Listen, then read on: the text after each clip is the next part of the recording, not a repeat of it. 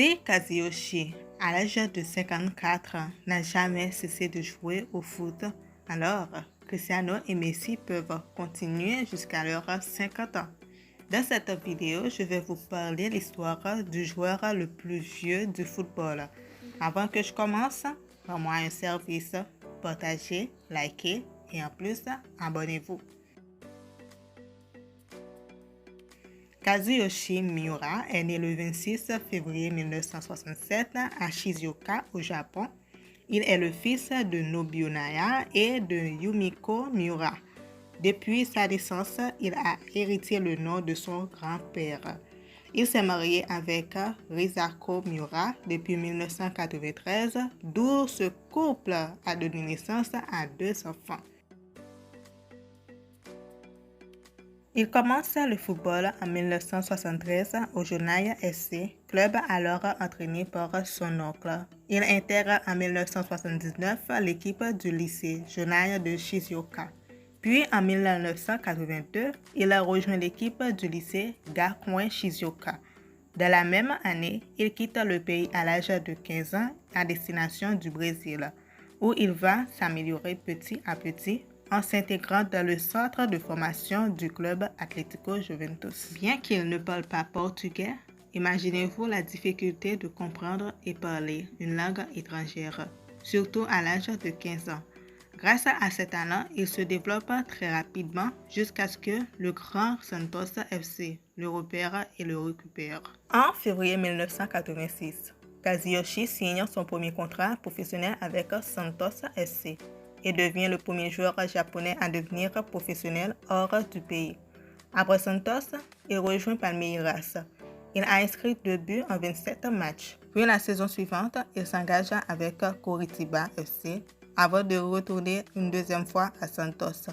Tellement de changements et de progression, au Japon, il est devenu la star du football. Alors, Kazuyoshi a inscrit 7 buts en 59 matchs en Série A, plus précisément au Brésil. Il signe en 1990 pour le Yomiuri FC. C'est quand il était de retour qu'il a découvert la sélection nationale japonaise. De 1993 et 1994, il a remporté 2 titres de champion de J-League, puis il était nommé joueur asiatique de l'année. Après son remarquable succès, il attire l'attention du football européen. Le club italien le recrute sous forme de prêt et fait de lui le premier japonais à fouler les pelouses de Série A. Après 21 rencontres disputées, il a inscrit un seul but lors du derby contre la Sampdoria. Pour être honnête, c'était grâce à son but que le club génois a gagné le match.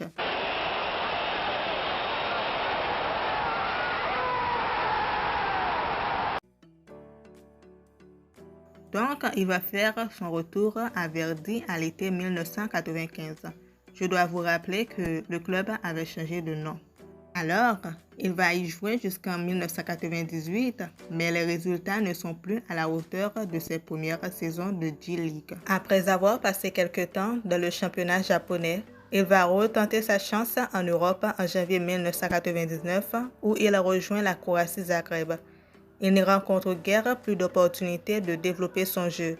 Il a disputé seulement 12 rencontres de championnat en juillet 1999. Puis, il retourne au Japon après un essai non concluant en Angleterre à Bournemouth. Âgé de 38 ans, il rebondit ensuite au Yokohama FC, mais est rapidement prêté en Australie, à Sydney.